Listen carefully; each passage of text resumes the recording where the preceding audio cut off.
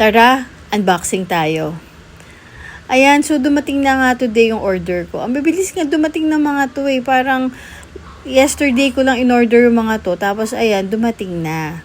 Mga turban nga pala to, iba-ibang color. Kung mapapansin nyo yung mga post ko previously, yung meron ako hina-hype na khaki-colored turban. So, sobrang nagandahan ako.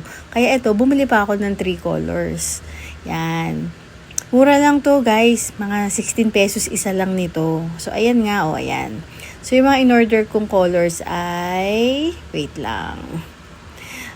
Meron ako ditong dark blue, yan, pink, syempre pink, tapos dark green, ayan. So, ayan, pwede mo yan gamitin sa mga OOTD nyo pag gusto nyo i-match sa mga damit nyo. Like ako, sa running, so sa mga dry fit ko, i-match ko tong pink sa outfit ko, sa pag nag-run ako, yan. Tapos yung blue, tsaka yung dark green. Sobrang ganda nilang gamitin. Tapos ang stretchy niya, hindi siya natatanggal sa buhok. Tapos, yun nga, murang-mura lang siya. Kaya nakakatuwang bilhin.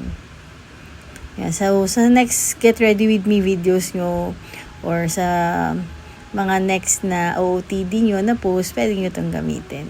So, if interested kayo, check out nyo lang dito sa Yellow Basket ko. Okay, yun lang. Bye!